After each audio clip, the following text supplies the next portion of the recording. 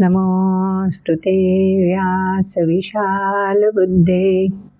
फुल्लारविन्दायतपत्रनेत्र येन त्वया भारततैलपूर्णः प्रज्वालितो ज्ञानमयः प्रदीपः नारायणं नमस्कृत्य नरं चैव नरोत्तमं देवीं सरस्वतीं व्यासं ततो जयमुदीरयेत्। ॐ श्री परमात्मने नमः।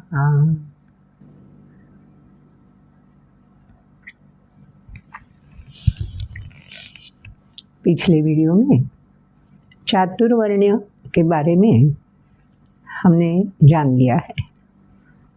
ये संकल्पना आजकल बहुत विवाद में है। चातुर्वर्ण्य हिंदू धर्म में ही है। ये वर्ण आपस में भेद बढ़ाने वाले हैं। तो चातुर्वर्ण्य है कौन से? सबको पता तो है, ब्राह्मण, क्षत्रिय, वैश्य और शूद्र, ये नाम दिए हुए हैं। वैसे तो पिछले वीडियो में हमने सुन लिया है, विस्तार से सुन लिया है कि हर व्यक्ति में ये 4 वर्ण मौजूद है। जैसे व्यक्ति में है वैसे ही समाज में है, जैसे समाज में है वैसे राष्ट्र में है, वैसे विश्व में भी ये 4 वर्ण ऐसे के ऐसे ही प्रस्थापित है, युगों युगों से है। इसीलिए तो भगवान ने बोला है ना, चातुर्वर्ण्यम मया सृष्टम, मैं ही तो इसका सृजना करता हूँ, उत्पत्ति करता मैं ही तो हूँ। तो ऐसा नहीं है कि ये समाज की धारणा है और ये वेदों से आए हुए हैं और समाज ने ये भेद आपस में निर्माण किए हुए हैं। समाज ने कुछ नहीं किया है, ऋषि मुनियों ने कुछ नहीं किया है। ये वर्ण तो साक्षात भगवान ने स्थापित किए हुए हैं। और किस आधार पर किए हुए हैं वो भी भगवान ने बता दिया है। गुण कर्म विभागशः, जब जिस कर्म से हम जुड़े हुए होते हैं उसी के अनुसार हमारा वर्ण निश्चित होता है। लेकिन कर्म से जुड़ते वक्त ही प्रकृति के साथ जो त्रिगुण हमें प्राप्त हुए हैं ना, वरदान स्वरूप, सत्व रज तम, तो ये तीनों गुण अपना अपना प्रभाव दिखाते हैं। कहाँ दिखाएंगे? आचरण से ही तो दिखाएंगे। तो आचरण करते वक्त जो गुण प्रभावी होगा वही गुण अपनी विशेषता आचरण में प्रकट करेगा। तो इसी हिसाब से कर्म फलित होगा। तो इसलिए गुण और कर्म मिलकर जिस प्रकार का आचरण प्रतीत होता है उस प्रकार का वर्ण उस कर्म के लिए स्थापित हो जाता है।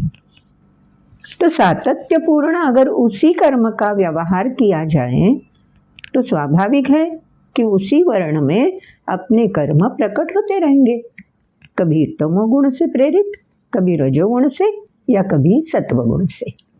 लेकिन ऐसा नहीं है कि वो वर्ण ही फिक्स है व्यक्ति के लिए, ये इंटरचेंजेबल है। जैसे सफ़र करते वक्त ट्रेन में दूर का रास्ता है, दूर तक जाने वाली ट्रेन है, तो क्या ऐसा होता है, एक डिब्बे से निकलकर दूसरे डिब्बे में अंदर ही हम घूम सकते हैं ना, इधर से उधर। प्लेटफॉर्म पर उतरकर फिर दूसरे डिब्बे में चढ़ना, इसकी ज़रूरत नहीं होती। वैसा ही है, शूद्र वर्ण से हम ऊपर उठकर, अज्ञान से ऊपर उठकर ज्ञान की ओर प्रवास कर सकते हैं। तो ये अज्ञान से ज्ञान तक का जो प्रवास है वही प्रवास इन 4 वर्णों में भगवान ने अलग अलग तरीके से बता दिया है। तो डिब्बा तो अलग अलग होता है ना ट्रेन में, लेकिन जुड़े हुए तो सब डिब्बे होते हैं। वैसा ही इन 4 वर्णों का है। और व्यक्ति किस वर्ण से किस वर्ण में प्रवेश करे ये भी व्यक्ति ही डिसाइड करता है, तय करता है, उसके गुणों के प्रभाव के हिसाब से और आचरण के हिसाब से। तो भगवान बोलते हैं मैं तो कुछ नहीं करता, बस मैंने तो सिर्फ सृजन कर दिया है, बाकी सब तो वह व्यक्ति का अधिकार होता है कौन से वर्ण में कब प्रकट होना है। तो ये विश्लेषण आपने पिछली वीडियो में सुना होगा, अगर नहीं सुना है डिटेल में तो फिर से एक बार वो वीडियो जरूर देखना। तो अब आगे क्या है, चातुर्वर्ण में कर्म के बारे में महत्व है।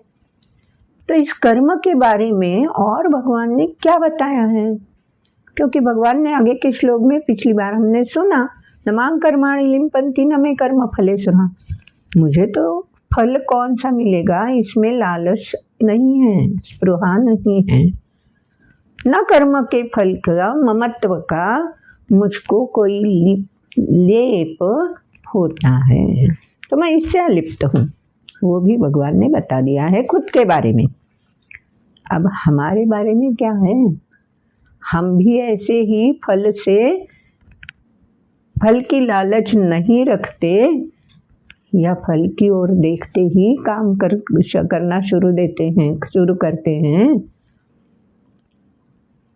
और उस पर ममत्व भी जताते हैं क्या, ये सब जानना जरूरी है ना। तो खुद भगवान ने आगे के श्लोक जो बताए हैं अर्जुन को समझाए हैं उसमें इसी का विवरण किया हुआ है। तो पहले श्लोक सुनेंगे, बाद में उसका विवरण देखेंगे। तो पहले श्लोक। एवं ज्ञात्वा कृतं कर्म पूर्वैरपि मुमुक्षुभिः कुरु कर्मैव तस्मात् त्वं पूर्वैः पूर्वतरं कृतं किं कर्म किमकर्मेति कवयोऽप्यत्र मोहिताः तत्ते कर्म प्रवक्ष्यामि यज्ञात्वा मोक्ष्यसे शुभात् कर्मणो ह्यपि बोद्धव्यं च विकर्मणः अकर्मणश्च बोद्धव्यं गहना कर्मणो गतिः कर्मण्यकर्म यः पश्येत् दकर्मणि च कर्म यः स बुद्धिमान् मनुष्येषु स युक्तः कृत्स्नकर्मकृत् यस्य सर्वे समारम्भा कामसङ्कल्पवर्जिताः ज्ञानाग्निदग्धकर्माणं तमाहुः पंडितं बुधाः त्यक्त्वा कर्मफलासङ्गं नित्यतृप्तो निराश्रयः कर्मण्यभिप्रवृत्तोऽपि नैव किञ्चित् करोति सः निराशीर्यत चित्तात्मा सर्वपरिग्रहः शारीरं केवलं कर्म कुर्वन्नाप्नोति किल्बिषं यदृच्छालाभसन्तुष्टो द्वन्द्वातीतो विमत्सरः समसिद्धावसिद्धौ च कृत्वापि न निबध्यते गतसङ्गस्य मुक्तस्य ज्ञानावस्थितचेतसः यज्ञायाचरतः कर्म समग्रं प्रविलीयते ब्रह्मार्पणं ब्रह्महविर्ब्रह्माग्नौ ब्रह्मणाहुतं ब्रह्मैव तेन गन्तव्यं ब्रह्मकर्मसमाधिना दैवमेवापरे यज्ञे योगिनः पर्युपासते ब्रह्माग्नावपरे यज्ञे यज्ञेनैवोपजुह्वति। श्लोक तो सुने आपने। पहले इस श्लोक में मुमुक्षु भी शब्द आया है। ये मुमुक्षु किसे कहते हैं? जो साधक गण हैं, जो उपासना में लीन रहते हैं, उन्हें ये शब्द परिचित है। मुमुक्षु किसे कहलाना है? मुमुक्षु वो होता है जो एक ही कामना रखता है, बस उस परम तत्व को मुझे जानना है, उस परमात्मा से मिलन कैसे हो इसी का ध्यास लेकर वह अपना आचरण करता रहता है। तो पहले बहुत सारे ऋषि मुनियों ने ऐसा आचरण किया हुआ है, इसलिए भगवान अर्जुन को बोलते हैं तुम भी ये बात समझ लो कि इस नश्वर जग में अगर कोई स्थायी रूप से हमें तुष्टता दे सकता है, समाधान दे सकता है, आंतरिक आनंद की प्रतीति दे सकता है, तो उसके लिए प्रयास तो करने पड़ेंगे। तो जो मुमुक्ष भी है ना, वो ऐसे प्रयास करने वाले लोग हैं। तो तुम भी उनका पाथेय साथ में लेकर बस चलते बनो। लेकिन इतना आसान नहीं है ना, आचरण तो करते रहना है। तो भगवान ने सावध भी कर दिया है। क्या बोल दिया है आगे? किं कर्म किम कर्मेति कवयोप्यत्र मोहिता।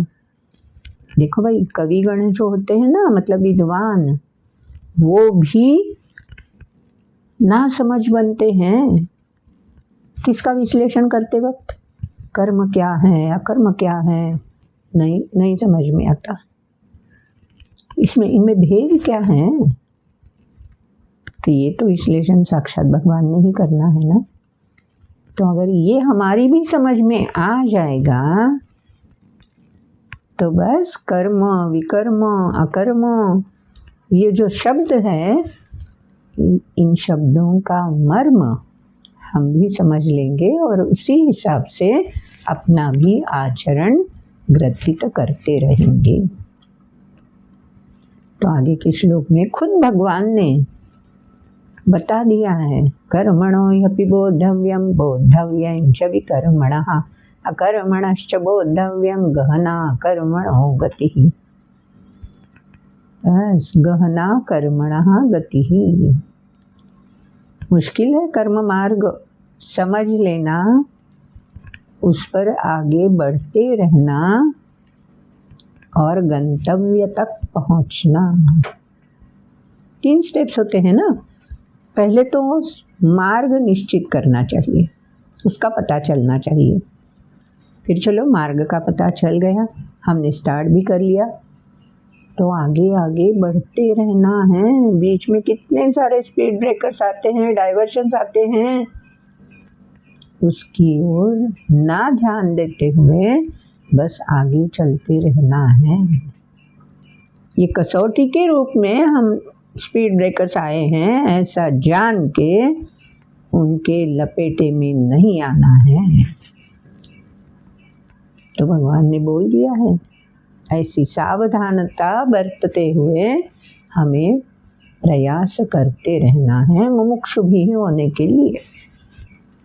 तो ये 3 रूप कर्म के बता दिए हैं भगवान ने, कर्म, अकर्म, विकर्म। पहले तो कर्म मालूम है हमें, दूसरे अध्याय से लेकर कर्म के बारे में भगवान बोलते आए हैं। तो कर्म मतलब हमारा आचरण।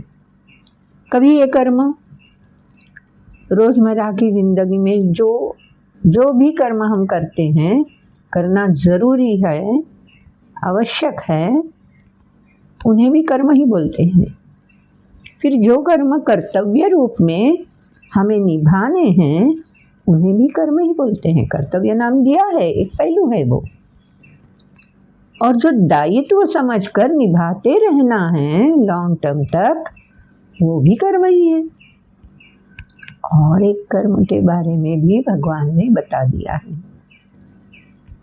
तो कर्म करते रहना है, कैसे करना है? कर्म योग अध्याय में, 3रे अध्याय में भगवान ने विस्तार रूप से सब कुछ हमें आसानी से समझाया है, हमने भी समझ लिया है।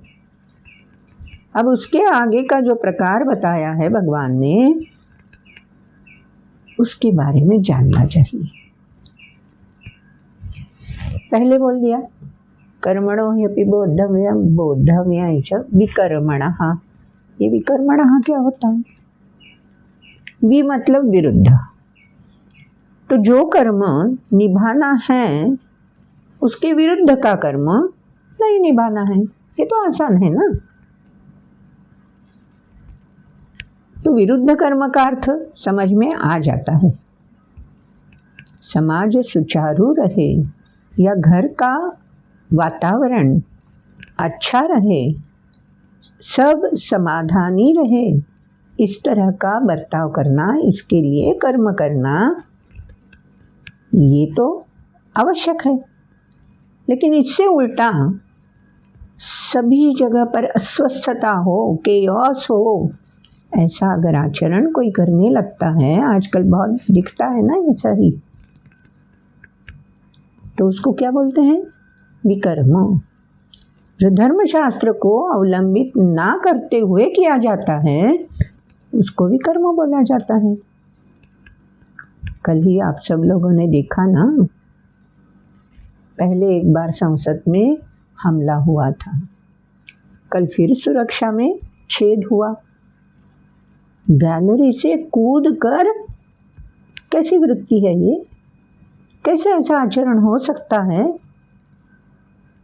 पूरे देश का प्रतिनिधित्व करने वाली ये सांसद है, जग के लोग उसका निरीक्षण करते रहते हैं, तो ऐसी संसद में ऐसा कृत्य करना, ऐसा कर्म करना, नियम के विरुद्ध बर्ताव करना और अस्वस्थता उत्पन्न कर देना, ये क्या भला कर्म है? ये तो विकर्म ही है ना। तो विरुद्ध कर्म इस प्रकार का है।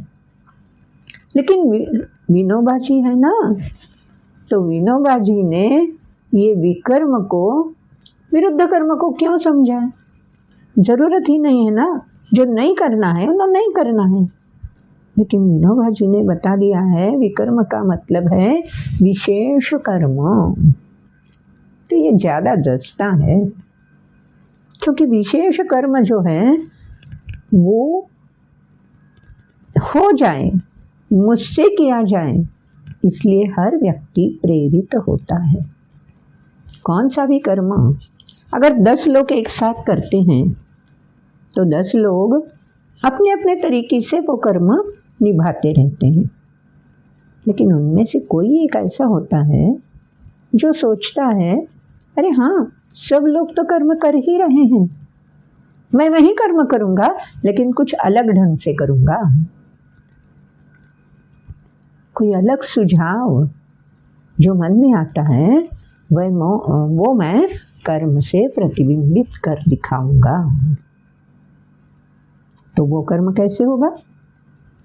बाकी 9 लोगों के कर्म से अलग होगा ना।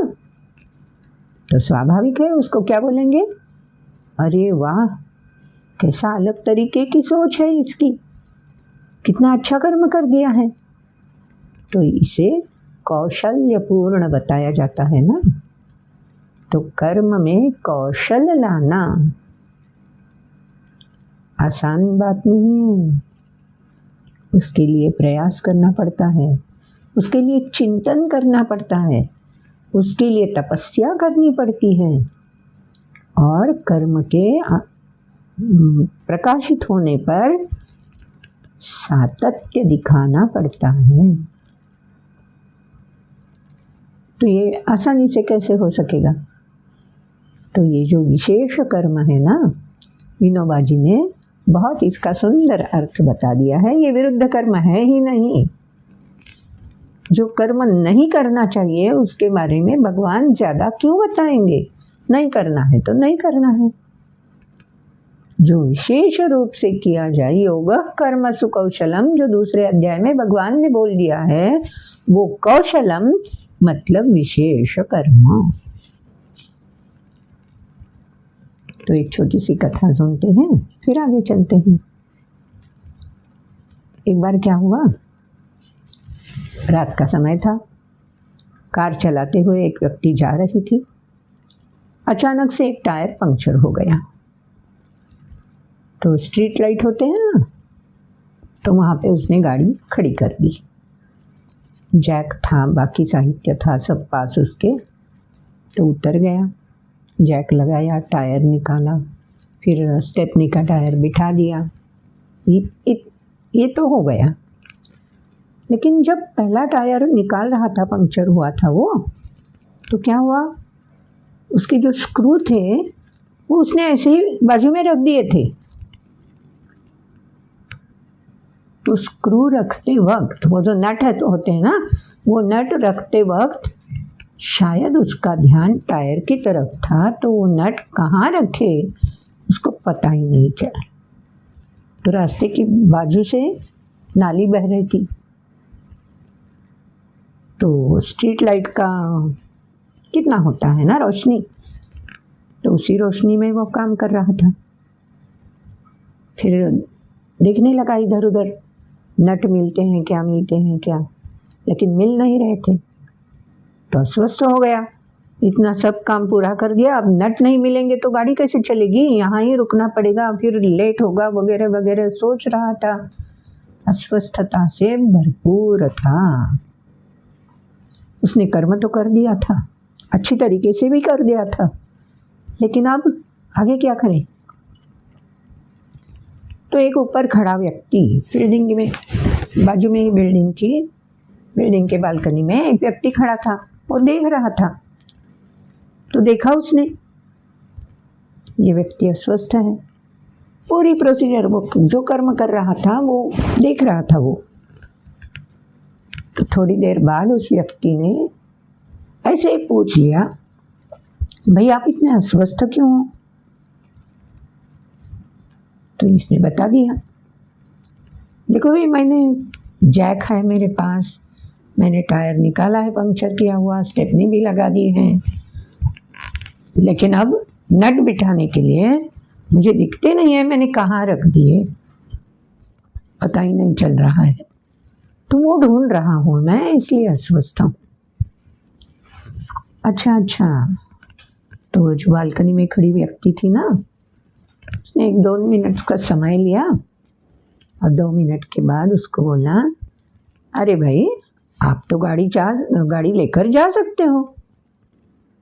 तो ये व्यक्ति अजरन में पड़ गया, अरे नट नहीं मिल रहे हैं, मैं बोल रहा हूँ ऐसे ही गाड़ी लेकर मैं कैसे जा सकूंगा, नट तो मिलने चाहिए, ऐसे क्या बात बोल रहे हैं आप। तो उस व्यक्ति ने बोल दिया, हाँ मैं सच ही बोल रहा हूँ।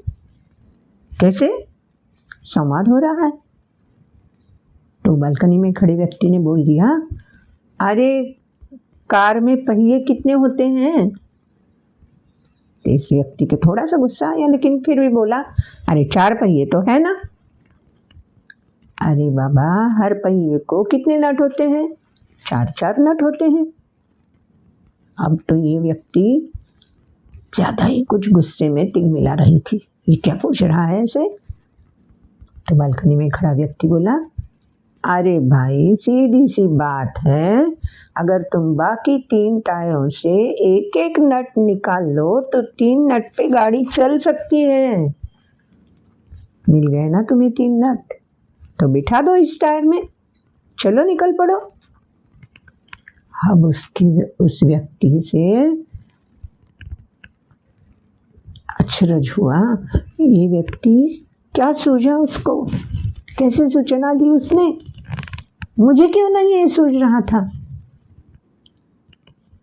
तो कर्मण्य कर्म यः पश्येद कर्मणि च कर्म यः सबुद्धिमान मनुष्येषु संयुक्त कृत्स्न कर्म कृत। कर्म तो कर रहा था वो, कार जिसके पास थी वो कर्म कर रहा था, और जो बालकनी में खड़ा व्यक्ति था उसने तो कुछ भी कर्म नहीं किया, लेकिन वो एक्सपीरियंस था, उसको अनुभव था। शायद कभी जिंदगी में उसने ऐसा प्रसंग का सामना भी किया होगा, पता नहीं, लेकिन उसने ऐसा उपाय सुझा दिया, योगः कर्मसु कौशलम। शायद उसने कितनी बार गराज में काम करते वक्त ऐसे उपाय, ऐसे नुस्खे आजमाए भी होंगे, लेकिन ऐन वक्त पे ये बता देना और मदद करना, यही तो अकर्म है। उसने कुछ कर्म किया क्या? नहीं। वो मदद के लिए नीचे उतर कर आया क्या? नहीं आया। लेकिन अस्वस्थता जानकर उसे स्वस्थ होने के लिए जो उपाय चाहिए था, कर्म तो वो गाड़ी जिसकी है वही कर रहा था, वो मदद के लिए नहीं आया था। तो हो गया ना, कर्म विकर्म भी हो गया और अकर्म भी समझ में आ गया। बस 3 नट लगा दिए इधर के निकाल के और आराम से वो गाड़ी लेकर चल दिया। तो ऐसे व्यावहारिक जीवन में कितने सारे प्रसंग हम भी अनुभव करते हैं जहाँ कर्म से विशेष कर्म और अकर्म भी प्रतीत हो जाता है। तो अकर्म क्या है? कर्मणि अकर्म। कर्म करते करते करते ही व्यक्ति अकर्म का मंजिल तक पहुंच जाती है। अकर्म की मंजिल ऐसे ही नहीं मिलती, बीच में आता है विशेष कर्म का पड़ाव। तो कर्म से विशेष कर्म और विशेष कर्म करते करते अपने आप अकर्म तक व्यक्ति पहुंच जाती है। मतलब कर्म करने की जरूरत ही नहीं होती। दीप स्तंभ बोलते हैं ना, तो दीप स्तंभ जैसे अनेकानेक व्यक्ति हैं जिन्होंने अपने आचरण से हमारे लिए कैसे कर्म करते रहना है इसका रास्ता बता दिया है। तो वो अब करते कुछ नहीं है भी, हमारे सानिध्य में भी है, करते कुछ नहीं है, लेकिन बस उनसे प्रेरणा हमें मिल जाती है और हम अपने पथ पर कर्म करते करते अकर्म की ओर बढ़ जाते हैं। तो ये आसान तरीका थोड़े ही है। आगे के श्लोक में भगवान ने कर्म से अकर्म तक का जो प्रवास है, बीच में विशेष कर्म भी, ये करने के लिए खुद की जड़न घड़न कैसे करनी चाहिए। भगवान कोई क्वेरी ऐसी छोड़ते ही नहीं है, बार बार अर्जुन को प्रश्न भी पूछना नहीं है, खुद भगवान बताते बताते जाते हैं। तो कर्म से विशेष कर्म और अकर्म तक जो अगर पहुंचना है तो खुद को किस सांचे में ढालना है, कैसे बर्ताव करते करते हम उस मंजिल तक पहुंच सकते हैं, इसके बारे में आगे के श्लोक में भगवान ने बता दिया है। यस्य सर्वे समारंभा काम संकल्प वर्जिताः ज्ञानाग्निः सर्वकर्माणि भस्मसात् कुरुते तथा। आगे चलकर जो 4-5 श्लोक है ना, सब रास्ते के पड़ाव भगवान ने बता दिए हैं। चल इस पड़ाव के आगे चल, हाँ फिर आगे जाना है और आगे जाना है। एक एक मंजिल पार करते करते अकर्म तक अपने आप पहुंच जाओगे और कर्म करते हुए अकर्म प्रतीत होने लगेगा। तो उसके लिए जो श्लोक है 19, 20, 21, 22, वो सब श्लोक मिलाकर अगर हम रास्ता तय कर ले तो हम भी वहाँ तक पहुँच सकते हैं। फिर क्या क्या करना पड़ेगा बोल दिया भगवान ने, पहले ही बोल दिया, यस्य सर्वे समारंभा काम संकल्प वर्जिताः। अब जब मैं ये विश्लेषण कर रही हूँ तो आप में से ही एक वैशाली ताई है, उसके मन में कुछ प्रश्न उत्पन्न हुए हैं, तो उसने ये प्रश्न हम तक पहुंचाए हैं। तो वे प्रश्न भी आप देख सकते हैं स्क्रीन पे, और उसका उत्तर भी मैं जो अभी बता रही हूँ, पहले भी बताया अभी बता रही हूँ, उससे उनको भी मिल जाएगा। और आपके मन में अगर वही प्रश्न है तो आपको भी वे उत्तर मिल जाएंगे। तो चलो सफ़र शुरू करते हैं। कर्म से अकर्म की मंजिल तय करने के लिए, वहाँ तक पहुँचने के लिए।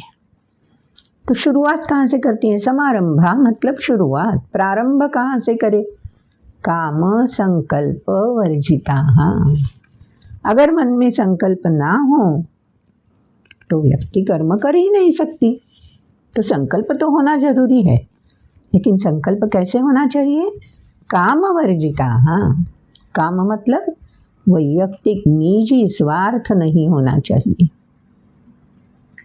सब समाज को लिए साथ में, जिसमें सबका भला हो। सबका भला होगा तो मेरा भी भला होने वाला ही है ना। मेरा अकेले का भला होना चाहिए ऐसा संकल्प नहीं चाहिए, और बस यही मेरी कामना पूरी होनी चाहिए ऐसा भी जरूरी नहीं है। ठीक है ना, प्लान ए सक्सेस नहीं हुआ तो प्लान बी है ना, खाली हमें ढूंढते रहना है। प्लान बी भी फेल हो गया, कोई बात नहीं, चलो प्लान सी की ओर चलते हैं। अगर हम प्लान ए के बारे में ही सोचते रहें वहीं लिपट के चिपट के बैठ गए तो होगा क्या? वो प्लान तो सक्सेस नहीं हो रहा है, लेकिन हमारी एनर्जी वेस्ट हो रही है, वेस्ट हो जाती है। तो काम वर्जिता, हाँ ये बहुत महत्वपूर्ण है। कब? संकल्प करते वक्त ही, कर्म का शुभारंभ करते हुए ये ध्यान में रखना है कि ये संकल्प काम वर्जिता हो जाए। शुरू में कामना रहेगी, लेकिन धीरे धीरे इतने कर्म से तल्लीन हो जाए, इतने जुड़ जाए कि वो कामना कहीं पीछे छूट जाती है और कर्म के लिए मुझे कर्म करना है, बस यही ध्यान में रहता है। संशोधक ऐसे ही काम करते हैं ना, जो अभ्यासु होते हैं वो ऐसे ही काम करते हैं ना। ऋषि मुनियों ने ऐसे ही संदर्भ खोज निकाले हैं ना सृष्टि से, तो ऐसे ही हमें भी काम करना है रोजमर्रा की जिंदगी में। ऐसा नहीं कि हमें तपस्या करने के लिए जाना चाहिए। तो ये पहला क्राइटेरिया समझ में आ गया, कर्म की ओर हम चल पड़ते हैं। आगे बता दिया, त्यक्त्वा कर्म फला संगम। अच्छा चलो, कामना तो मन से हटती नहीं है, सामान्य व्यक्ति हैं हम, कामना से प्रेरित होकर ही कर्म करेंगे। लेकिन ठीक है ना, कामना से प्रेरित होकर कर्म शुरू करो, लेकिन उस कर्म का फलित क्या हो इसके बारे में मत सोचते रहो। ऐसा ही फलित मुझे मिलना चाहिए, ऐसा तय करके काम नहीं करो।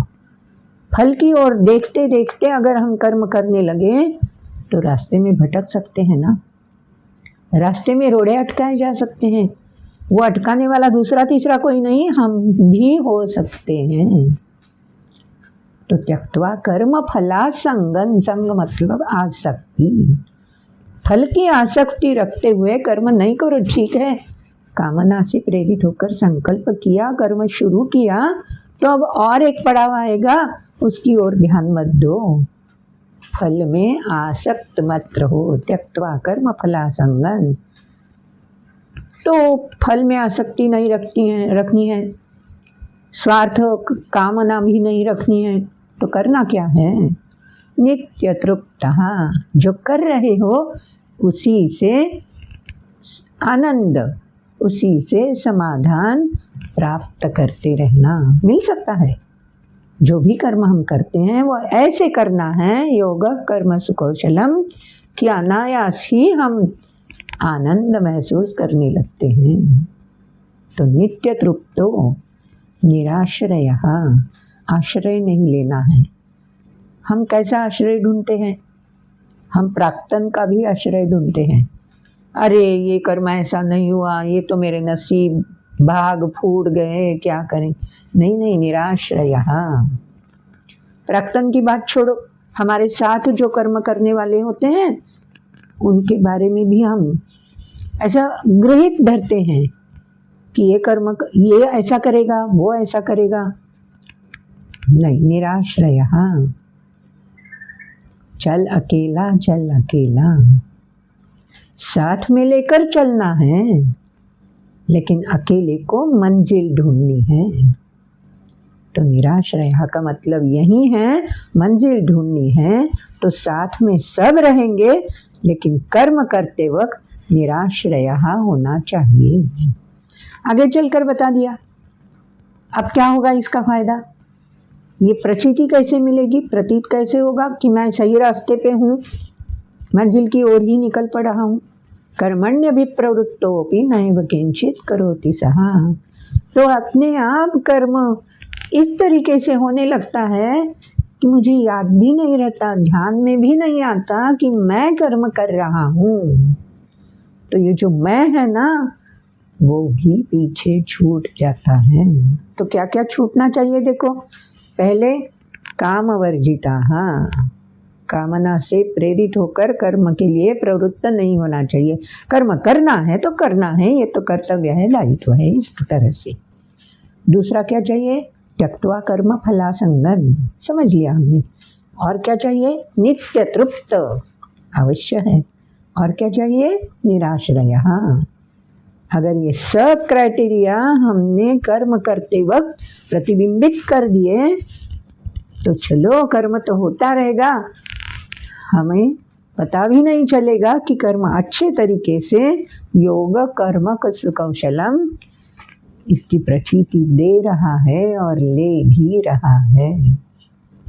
आगे के श्लोक में भगवान ने बोल दिया निराशी ही यत चित्तात्मा। और एक बात हम सबके लिए वरदान स्वरूप प्राप्त हुई है, आशाएं आशाएं, अरे लाखों करोड़ों आशाएं साथ देने के लिए हर समय तत्पर रहती हैं। तो निराशी ही मतलब निराश नहीं होना है, आशाओं का साथ भी नहीं छोड़ना है, उनको साथ लेके ही चलना है। लेकिन आशाएं कैसी हो? जो हमें प्रेरणादायी हो, जो हमें बल प्रदान करती हो, ऐसी आशाएं चाहिए। आजकल तो पॉजिटिविटी वगैरह बोलते हैं ना, निगेटिविटी को बाहर कर दो, पॉजिटिविटी को स्वीकार करो। तो आशाएं ऐसी हो कि यस हो सकता है, नहीं हो जाएगा। तो इसको बोलते हैं आशा से भरपूर रहना। तो निराशी ही मतलब एक ही आशा पे डटे रहना नहीं है, या निराश हो जाना भी नहीं है। एक साइडवेज हो गया रास्ता तो दूसरा खुल जाने वाला है, इस पर भरोसा करना है। इसको बोलते हैं यत चित्तात्मा निराशी ही। तो ये जोड़ दिया है इस श्लोक में, यत चित्तात्मा। ठीक है, ये आशा पीछे छूट गई तो दूसरी आशा है ना सामने, वो मुझे सही रास्ते पे लेके जाएगी। यत चित्तात्मा, वहाँ पे ही पुरानी आशा को लिपट कर नहीं बैठना है। अरे छूट गया रास्ता तो छूट गया, कोई बात नहीं, नया रास्ता बुला रहा है, मंजिल की ओर ले जा रहा है। तो निराशी यत चित्तात्मा। आगे क्या बोल दिया है? त्यक्त सर्व परिग्रह। मेरे विचार तो कुछ मैं बोल ही नहीं रही हूँ, सब कुछ भगवान ने ही बोल दिया है, मैं बस आप तक माध्यम बन के ये पहुँचा रही हूँ। निराशी ही यत चित्तात्मा मतलब एक आशा छूट गई तो दूसरी आशा सामने आएगी जो मंजिल की ओर ही लेके जाएगी। अथक प्रयास तो मुझे ही करने हैं, भरोसा तो मुझे ही खुद पर रखना है। तो इसके लिए करना क्या है? त्यक्त सर्व परिग्रह। जो कुछ पहला मुझे संचित मिला है, जो कुछ अनुभव जो कट्टे हैं, जो मीठे नहीं हैं, जो बुरे हैं, जो मुझे अस्वस्थता की ओर ले जाते हैं, ऐसे अनुभव उनका परिग्रह त्यक्त नहीं साथ में रखना है। बीत गया सो बीत गया, बीता हुआ क्षण कभी लौट के आता है क्या? सृष्टि में ऐसा ही होता है ना, जो गुजर गया सो गुजर गया। लेकिन गुजर जाने वाला बता देता है कि अरे वो देख दूसरा आ रहा है ना, उसको तो स्वीकार कर। तो वही बोल दिया है त्यक्त सर्व परिग्रह। जो कुछ भी बुरा भला प्राप्त हुआ हो, दोनों को पीछे छोड़ दो और नई आशा साथ लेकर आगे चल पड़ो। यत चित्तात्मा, संयमित करो खुद को और आगे चल पड़ो। देखो कितने सारे आयाम भगवान ने हमें बता दिए हैं। कहाँ जाना है हमें? कर्म से शुरुआत करके अकर्म की ओर प्रस्थान कर रहे हैं हम। तो अकर्म की मंजिल को छूना है तो बीच में ये पड़ाव आ जाने वाले हैं, जिनको साथ लेकर तुम्हें और एनर्जी गेन हो जाएगा। गेम में ऐसे ही करते हैं ना, जगह जगह पे पॉइंट्स रखे हुए होते हैं। चलो ये पॉइंट बटोरा तो और पावर मिल गई, चलो आगे ये बटोरा तो और पावर मिल गई। और कुछ पॉइंट्स ऐसे होते हैं जहाँ जाकर हमें खोना पड़ता है। तो मिले हुए पॉइंट्स खो भी जाए तो भी कोई बात नहीं, आगे चलकर और गेन पॉइंट्स भी मिल जाएंगे। वहीं इसमें भगवान ने बता दिया है कर्म से विकर्म मतलब विशेष कर्म, विरुद्ध कर्म की ओर तो जाना ही नहीं है, छोड़ देना है वही रास्ता। और विशेष कर्म का प्रतिबिंबित होना अकर्म में अपने आप हो सकता है, अगर ये पड़ाव हमने पार कर दिए तो। आगे के श्लोक में बता दिया है, शारीरं केवलं कर्म कुर्वन्नाप्नोति किल्बिषम। किल्बिषम मतलब अस्वस्थता। शारीरं केवलं कर्म, शरीर तो कर्म करता रहेगा, अस्वस्थता कहाँ फील होती है? फील होना तो भावना कहाँ टच करती है, स्पर्श करती है, उद्दीपित होती है? मन में, है ना। तो शरीर अपना अपना कर्म करता रहेगा। अगर कर्म करते वक्त अस्वस्थता भी छू जाए, निराशा भी छू जाए, तो भी कोई बात, कोई असर नहीं होगा, क्योंकि कर्म करते वक्त मैं कर्म कर रहा हूँ ये भाव ही नहीं रहेगा। तो शारीरं केवलं कर्म कुर्वन् न आपनोति किल्बिषम। तो ऐसे कर्म करते करते इतनी तल्लीनता आ जाती है, इतनी तद्रूपता आ जाती है, वो हैबिचुअल बन जाता है कर्म, कि कब हो गया पता ही नहीं चलता। अरे इसका ना हर बार विशेष ही कर्म होता है। तो उस व्यक्ति को पूछने आते हैं लोग, अपॉइंटमेंट ले के पूछने आते हैं, मुलाकात लेने के लिए आते हैं।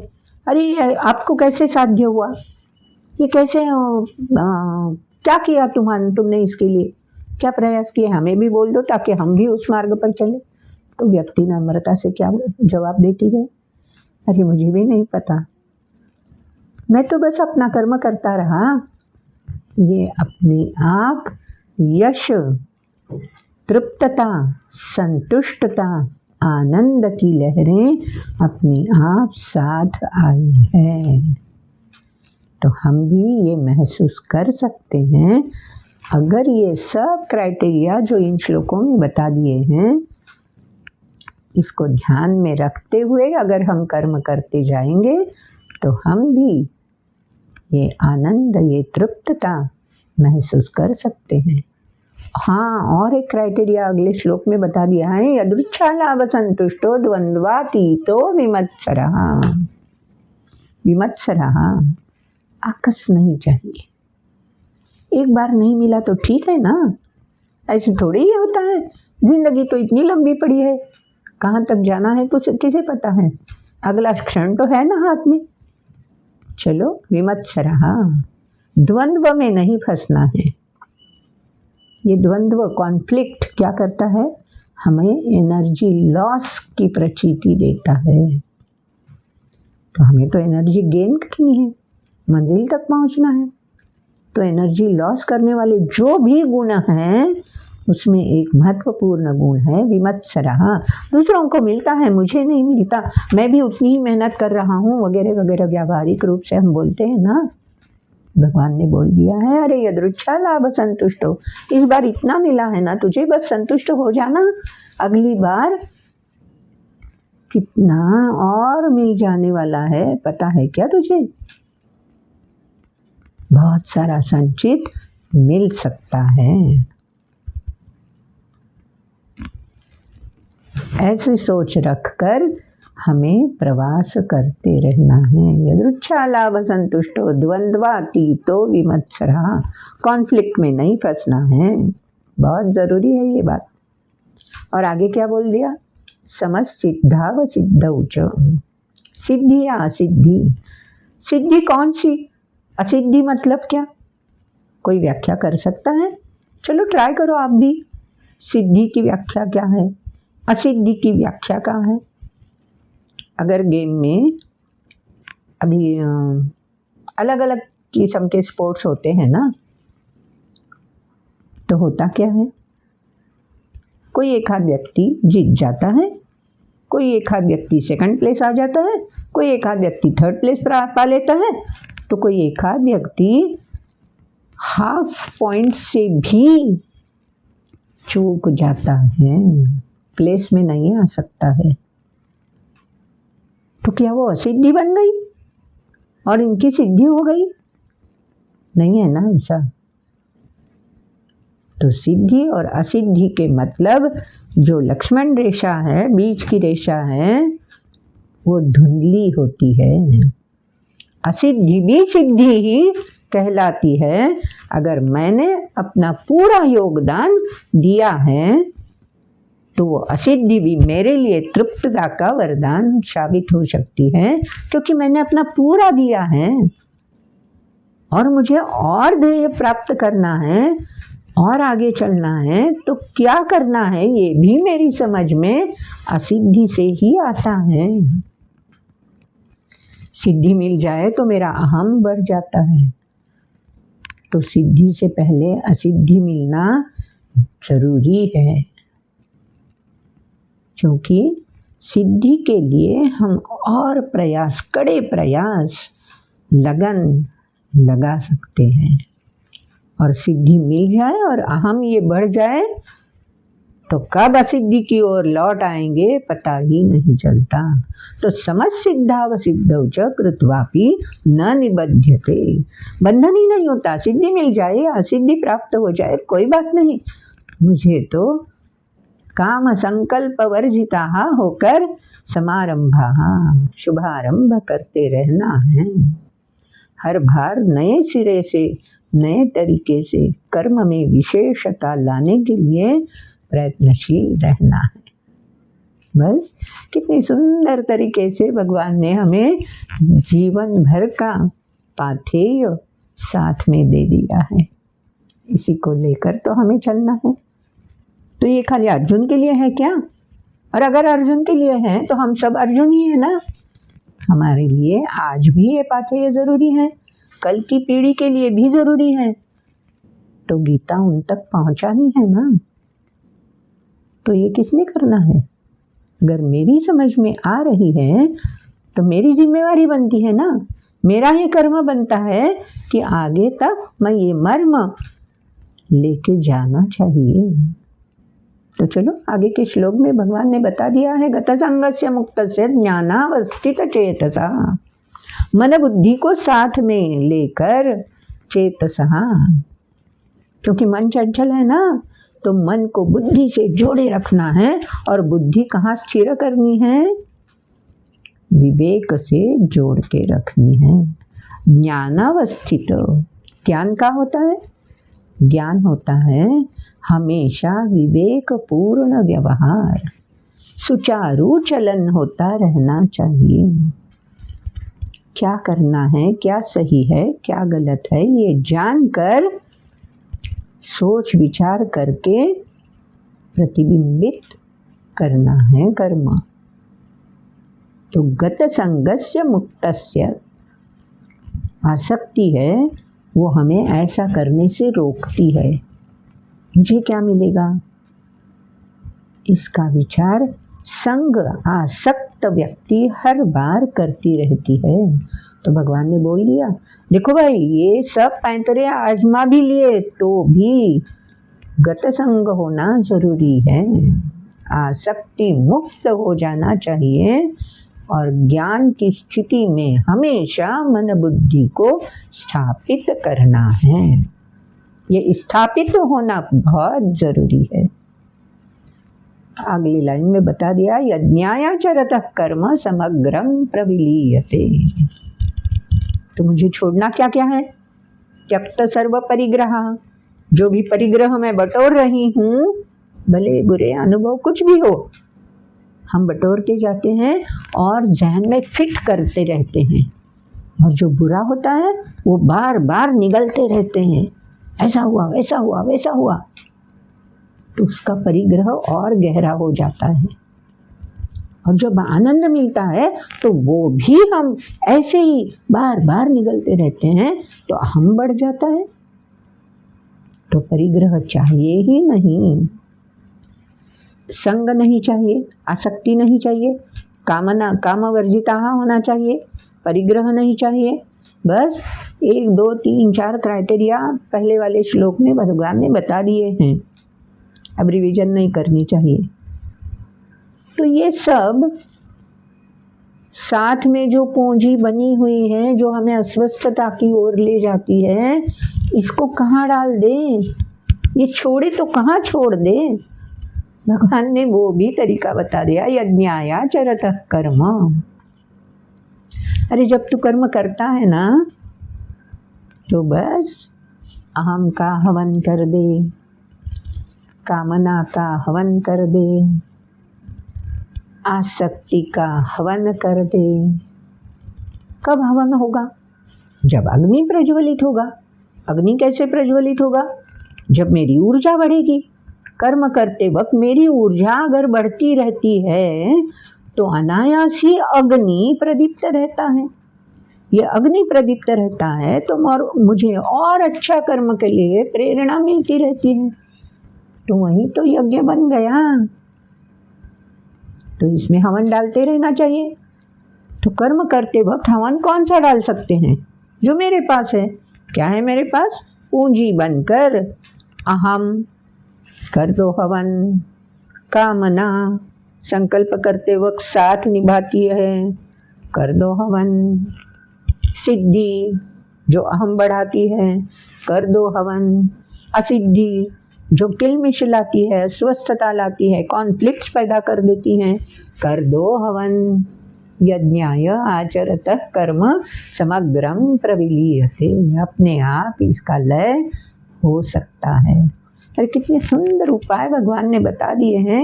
एक एक श्लोक ध्यान में रखकर वैसा बर्ताव करते रहना चाहिए। बस हमारी संस्कृति का ये वरदान है हमें। हमारी सनातन संस्कृति का ये अटूट धागा है भगवद गीता मतलब। तो जग में अगर हम ये धागा साथ लेके जाएं तो सब सृष्टि, सब विश्व इसमें अपने आप पिरोया जा सकता है। तो चलो हम भी ये काम करने के लिए तैयार हो जाएं। आगे के श्लोक में वही तो बता दिया है, ब्रह्मार्पणम ब्रह्मावीर। आप में से कितने लोग ये श्लोक भोजन करते समय बोलते भी होंगे? अगर बोलते नहीं हो तो बोलना भी अच्छा है, बोलना ही चाहिए। ब्रह्मार्पणम ब्रह्मावीर ब्रह्माग्नौ ब्रह्मणाहुतम ब्रह्मैव तेन गंतव्यम ब्रह्म कर्म समाधिना। गंतव्य का पता तो है हमें, जहाँ पहुँचना है उसको गंतव्य बोलते हैं। तो कैसे पहुँचेंगे? कर्म करते रहते। ब्रह्म कर्म समाधिना। कर्म कैसे करना है? समाधिना, तद्रूप होकर, तल्लीन होकर उसी कर्म से जुट जाना चाहिए। तो इसके लिए जो जो साधन सामग्री हमारे पास है वो सब सामग्री एक साथ हवन करनी है। मेरे इंद्रिय जो मुझे तीनों गुणों से प्रेरित होकर तीनों गुणों में ऐसी स्पर्धा होती है, अभी मैं प्रकट हूँगा, अभी मैं प्रकट हूँगा। कभी हम आलस में डूब जाते हैं तो तमोगुण प्रकट हो जाता है। कभी हम बहुत प्राउड फील करने लगते हैं तो रजोगुण प्रकट हो जाता है। कभी हम सत्व गुण में प्रेरित होकर कर्माचरते रहते हैं। ये तीनों गुणों का संतुलन रहना चाहिए। इसलिए ब्रह्मार्पणम ब्रह्मावीर ब्रह्माग्नौ ब्रह्मणाहुतम। ब्रह्म मतलब एनर्जी, एनर्जी सोर्स जो मेरे अंदर ही है और सृष्टि में भी है। तो इन दोनों का आपस में मेल हो जाना चाहिए, वेवलेंथ्स मैच हो जानी चाहिए, ताकि ब्रह्म कर्म समाधिना अपने आप गंतव्य मिल जाएगा। कर्म में तल्लीन होना, तद्रूप होना, एकाग्र होना, यही तो गंतव्य है। क्योंकि यशा वयश तो हमारे हाथ में नहीं है, लेकिन तद्रूपता पाना ये तो हमारे हाथ में है। इसलिए यही गंतव्य है कि कर्म में एकाग्रता हमेशा रहे। कितना सुंदर सुझाव भगवान ने दे दिया है हमें। इस सुझाव पर काम किसको करना है? हमें ही तो करना है। तो कैसे काम करना है? इसके लिए आगे के श्लोक में बता दिया है। दैवमेवापरे यज्ञं योगिनः पर्युपासते ब्रह्माग्नावपरे यज्ञं यज्ञेनैवोपजुह्वति। यज्ञेन एव उपजुह्वति। उप मतलब ऊपर उठना, प्रगति की ओर चलते रहना। जुह्वति मतलब हवन करते रहना। बार बार इसी विचार से कर्म में तल्लीनता आ जानी चाहिए। यही तो भगवान ने बोल दिया है। तो प्रत्येक व्यक्ति अपने अपने तरीके से ऐसी तल्लीनता पा सकता है। तो इसके लिए प्रत्येक व्यक्ति किस प्रकार से प्रयास कर सकती है, कौन कौन से मार्ग उपलब्ध हैं, यज्ञाय आचरतः कर्म समग्रम प्रविलीयते के लिए बहुत सारे मार्ग उपलब्ध हैं जो यज्ञ संपन्न करने के लिए हमें अनायास प्राप्त हुए हैं, क्योंकि हम इंद्रिय मन बुद्धि का वरदान पाने वाले मानव हैं। भगवान की सर्वश्रेष्ठ निर्मित है हम, तो हमारे लिए बहुत सारे मार्ग उपलब्ध हैं। आगे के श्लोकों में उन्हीं मार्गों पर भगवान हमें बताने वाले हैं। तो आगे बहुत सारे मार्ग हमारे लिए उपलब्ध हैं, ये भगवान ने बता तो दिया है, वो भी जानने के लिए हम उत्सुक हैं ना। लेकिन इस वीडियो में बस इतना ही। खूब सारा भगवान ने इस वीडियो के माध्यम से हमें बता दिया है, उस पर चिंतन मनन तो करना ही चाहिए ना। तो आज का वीडियो यहीं संपन्न कर देते हैं। अगर आपको ये वीडियो अच्छा लगा तो लाइक ज़रूर करना, अपने आप्त मित्रगणों के साथ शेयर भी करना। और हाँ, अगर आपको अभिप्राय देने हैं, आपको भी कोई प्रश्न है, तो कमेंट बॉक्स में ज़रूर लिखना, ताकि हमें शेयर करने के लिए, हमें उनका उत्तर देने के लिए आनंद मिलेगा। और अब आज तक अगर आपने सब्सक्राइब नहीं किया है चैनल, तो सब्सक्राइब ज़रूर करना और बेल आइकॉन क्लिक करना मत भूलना, ताकि आपको नोटिफिकेशन मिलता रहेगा। तो चलो, नमस्कार।